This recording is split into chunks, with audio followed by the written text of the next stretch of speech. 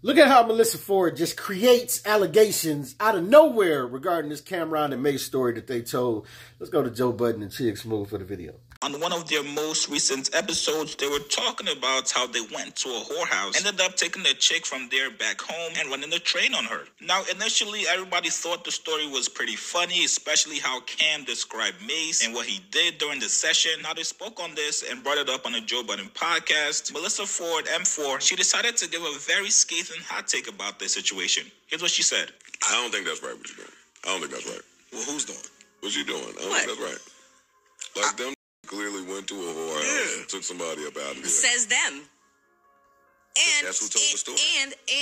But that's who told the story. I get that. So of course it says them. Who else is there a distinct possibility that there may have been underage girls in that whorehouse? Oh, come on now. That's crazy. I don't know what you're doing. That's crazy. What are you doing?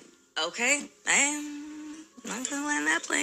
See, this is why I be a little apprehensive to believe every little allegation that's thrown out about people, because especially when women put their sauce on it, because like she just threw this out of nowhere, hoping it sticks. You know what I'm saying? Having no regard for the seriousness of this accusation and how it would affect them, even though she made this part up and added it to the story. You know what I'm saying?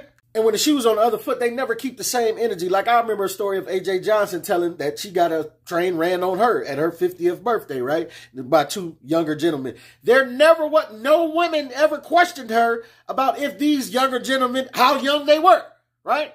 No one ever lofted those little grenades of information out there. You know why? Because there was no reason to assume the worst in that situation. But somehow when it comes to Mase and Cam, or men in general, women want to always assume the worst. But this is what Cam and Mase had to say in response to this. No, I can't laugh. Last time we said something, people took it way serious. Look, we're just here to tell the truth. We're not into anything illegal, so you can stop trying to put that together. Let me put you together right quick. Don't ever come for me and kill her. Ever in your mother's life. This is not what you want. Yo, I promise you on the comments say, ooh. It's like, you picked the wrong people to with. The wrong one. Because I can't tell you how much I don't care. I couldn't even tell you how much. Yo, because I'm going to be honest with you. And he's more pettier than I am. I'm going to be honest with you. Only reason and if need be, we will revisit this. If need be. We can revisit it. Yeah. But the whole thing, this is screaming desperate and attention. Like, yo, it really is. So I'm not going, but if need. Yeah. Because this is looking for us on we this. We have never, ever tried to take nothing from nobody. Secondly, we only like people that love us more than we love ourselves. We have a whole segment on that. Secondly, who was looking out for us? Yeah, we were young. Yeah, who was looking out for us when we was... Listen, man, we ain't gonna give it no attention, but tread lightly. Be careful. Because I'll tell you one thing, I know a lot of people are ICE. Snipers and sharpshooters. Snipers, sharpshooters, and I know people are ICE. I have you escorted back up across the border. Be careful. Be careful. Now, I also have to note that on the same podcast, same segment, Melyssa Ford noted that she has not been to a whorehouse, which a lot of people called her out for, saying, if you've never been there, how can you know what goes on in there? And so Cam was bringing up that he know people in ICE, which is the immigration, because Melyssa Ford is mixed with like a lot of things, Barbados, Norwegian, and, you know, she got a lot in her heritage going on, so he was joking about that. But I don't know why Mase was joking about the sharpshooters and all that type of stuff, because it's like, even though it's a lighthearted joke, he joke and this, that, and the other, and we just being casual and laughing. And this is how, once again, you get allegations started. This is how somebody could be like, oh, I don't take lightly the threats. They threatening me, this, that, and the other. And you know from what we just heard Melyssa Ford do in the clip prior that women will do this. You know that she is one that will do this. But why else would she just pull an allegation out of nowhere where you take a story? And then to extend this conversation, fellas, it's probably going to be in your best interest to not tell stories like this. And I know some people will be like, well, that'll take away from the realness of the show. That's part of what they, yeah. But okay, when keeping it real goes wrong, because when you tell this story, and it's consenting adults, right? Everybody was with it. She was from whatever little spot she was in, and she was with it, and they was with it, or whatever. Consenting adults, however you feel about it. But once you tell the story, now the consenting part could change. Because you're putting a spotlight on her. People, the internet will dig. The internet will internet and detect and look up where y'all was at when y'all said this, where y'all say y'all did this, that, and what story. I didn't hear the story myself, so I don't know how it went. But people will dig and find this woman, and if they find her identity, find out who she is, now she's got the pressure of, if she got a family now, however she feeling about whatever. And you know how women can recant their stories.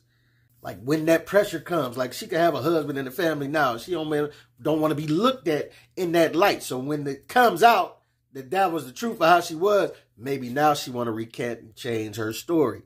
Oh, I was taken advantage of. And we've seen this a lot of times. Now you can have women like Melyssa Ford reaching out to her, asking her all these double back questions.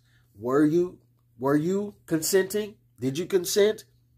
Well, you left the safe haven of the place that y'all were doing business. So when you went there with them, was there pressure? Was there coercing? Was there drugs? Were you in your right mind? Were there pills? Were there weed? Nudging to ask the questions of, were you taken advantage of? Even though she could have been on record already years ago consenting. They can start re-asking you some of these questions, giving you 1,000 opportunities, as we see with the New York look back law, where they allow women to go back and say, yeah, you know what, I was taken advantage of. But they can say that without providing no proof at all, right? Because the proof is however many years gone. And I'm not saying to the women that in real life are being taken advantage of that I don't care about y'all. I really do, wholeheartedly. But what I also care about is the men that get railroaded in these situations. I just care about the truth.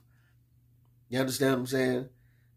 Care about getting to the truth, and what the law is allowing and what public opinion is allowing is for a lot of fellas to be vilified before there's any type of proof of anything that happened.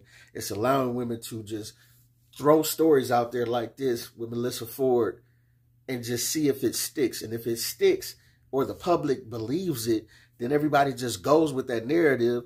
And then people have their whole lives turned upside down because of it. Now, if you are guilty and you've been dibbling, dabbling, and doing this type of stuff, by all means, take your punishment and go sit down. But I got to say something about the punishment as well.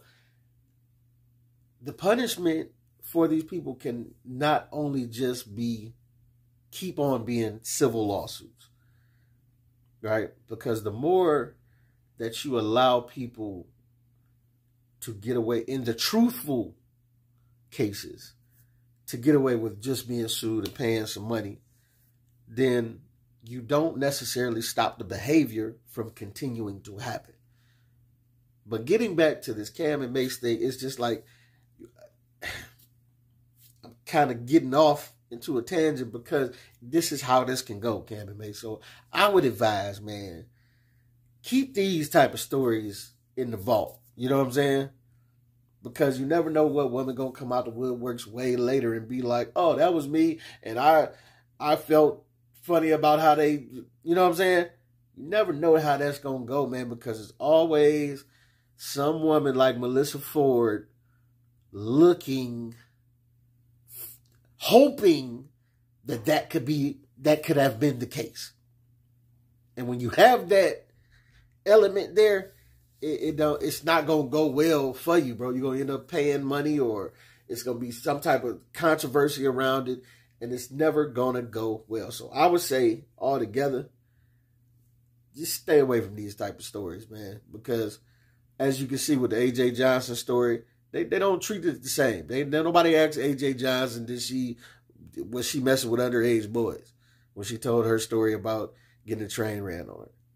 If anything, they would go back and try to vilify the guys for doing it. You know what I'm saying? And it's like, no matter where your morals stand or what you feel, this, that, and the other, I'm just saying, If it were consenting adults and everything was good, stop trying to make it into something illegal or something, vilify the situation or vilify the people involved in the situation. This your boy P. Cam. Let me know what you think, what you don't think. Get at your boy.